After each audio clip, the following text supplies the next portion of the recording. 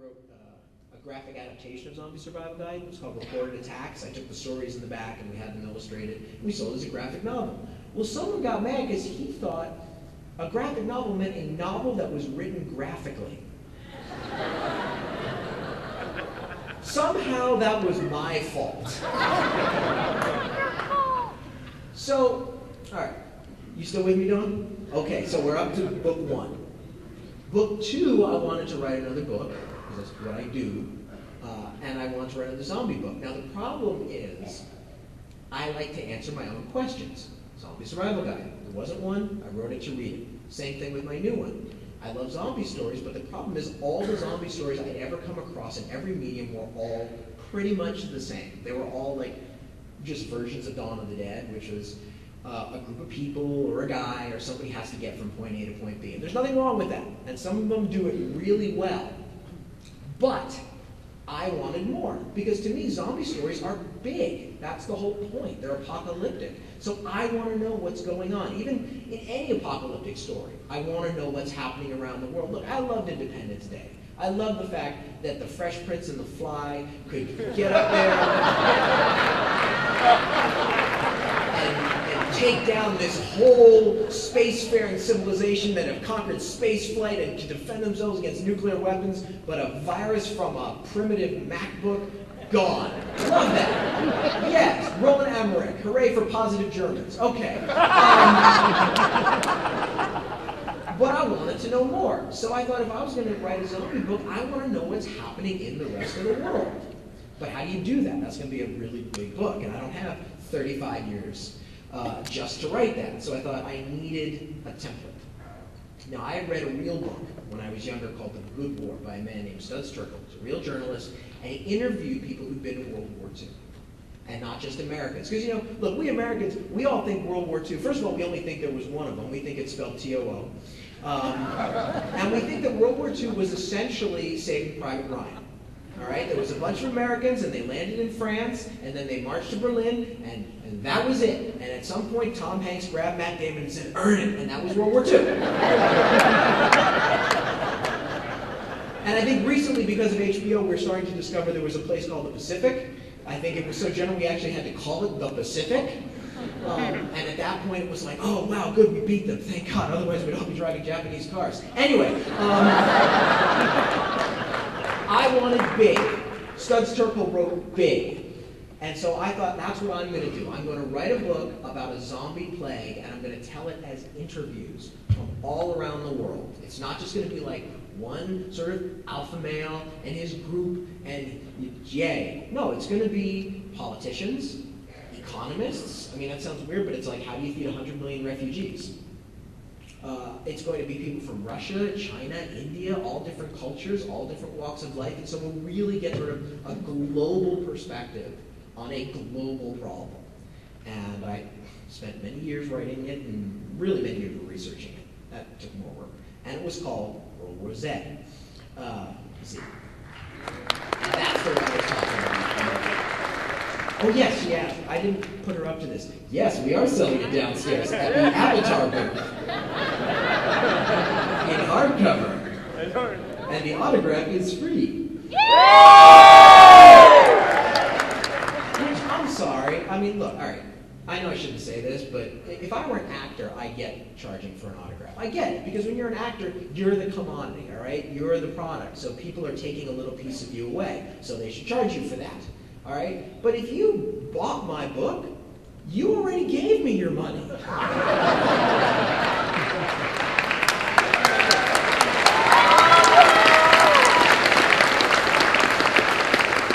far as I'm concerned, the transaction is done. Thank you. Yes. What?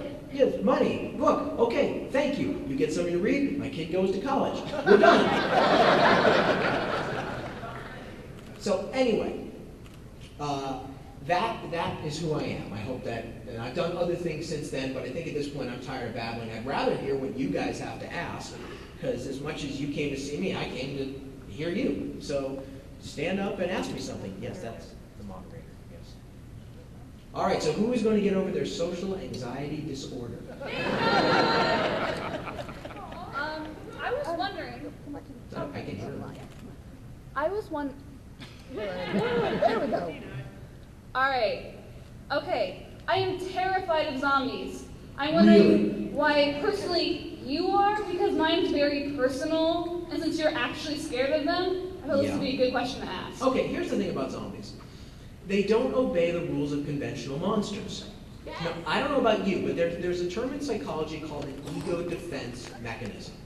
And basically what that means is an ego defense mechanism is whatever your mind sets up to protect you in stressful situations from going crazy. Yeah. All right? It's like when a doctor opens up a chest to do heart surgery, their ego defense is they go to their training and they go, oh, here's the aorta, superior vena cava, instead of going, ah! So that's their ego defense. All right? Now, my ego defense when I watch horror films is to always say, well, like, I wouldn't do that. All right? You watch Jaws. Oh my God, there's a giant shark in the water. Don't go in the frickin' water.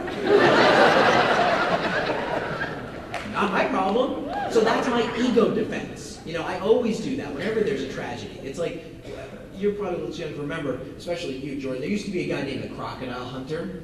All right. Well, he died. Now, when he died, everyone said it was a tragedy. No, he chose that. All right? That was a conscious choice. When he was your age, he sat with his college guidance counselor and he said, you know, I'd like to spend the rest of my life poking dangerous animals with a stick. He went to them. He wasn't sitting at home minding his business, like doing his taxes, and then somebody was like, oh, get it, Sheila? And he opened the door and there was a stingray and it jumped on him and stabbed him in the heart. That would be scary. And that's what zombies do. See, every other monster, you gotta go find.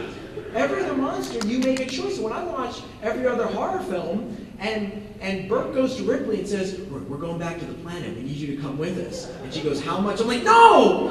It doesn't matter how much. If you go, that's your ass and I have no sympathy for you. Zombies come to you. That's what freaks me out, is like, and I think that's very American of us. You know, we're Americans, we're isolationists. And that's part of our culture. And what that means is we have this it's like our national religion, which is if you don't go mess with anybody, they shouldn't come mess with you. And that's just the way it is. That's why we're always shocked when somebody from overseas comes and messes with us. And I'm not that way. So when I see a zombie movie, and I'm like, but wait a minute. I'm not a crazy teenager up at a summer camp. Like, I didn't do anything to deserve this. So that's one thing. Then another thing that scares me is the fact that zombies are global. Like, there's nowhere to go. You know, like I saw once when I was a kid in a time before you were born called the 1980s. There was like this movie Fright Night, and Chris Sarandon is a vampire, and he moves in next door, and I'm just like, time to go. No sympathy after that moment. I'm like, you don't pick up and move, go. But in a zombie outbreak, there's nowhere to move. They're everywhere. I mean, in the original Dawn of the Dead, there's a scene, they're flying in the helicopter, and Reiniger looks down, and he says those words that to this day I'm like, ugh. He goes, Jesus, it's everywhere.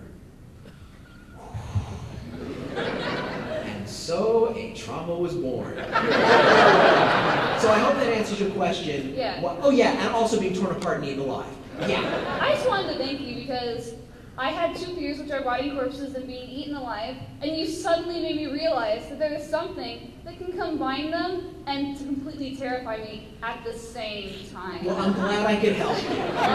Thank you. Yes, Kevin from the office. As a writer, how did you decide the locations that you were going to take for World War Z? Oh, as a writer, how did I decide the locations for World War Z? Well, I mean, like I said, for one thing, we're very isolationist, and I don't like that. You know, I think as Americans, we always get in trouble in our foreign policy decision. We get involved in wars, literally because we don't know what we're doing. You know, people in other countries think we're imperialist and warlike, and whenever I'm overseas, I'm like, oh, if we were. No, the problem is we don't know what we're doing. We go, oh my God, there's 3 kinds of Iraqistanis. Wow. And this is the problem I've always had. I've lived overseas, I've worked overseas, so I wanted to make it a global book. And the reason I chose certain countries was I thought they could portray different aspects of the war. You know, like China. China's perfect because you have such an intense population that's crammed in. It's also the mother of all diseases. Like plagues are always coming out of China. They always do, because it's simple. You have so many people next to so many animals. Things are going to happen. Plus, you also have a government in China that doesn't acknowledge anything. Like, you couldn't have a zombie outbreak start in the US because they'd be all over it. I mean, you know, maybe now they could, maybe like there'd be like the Z-baggers would be like, we're not going to pay for this. But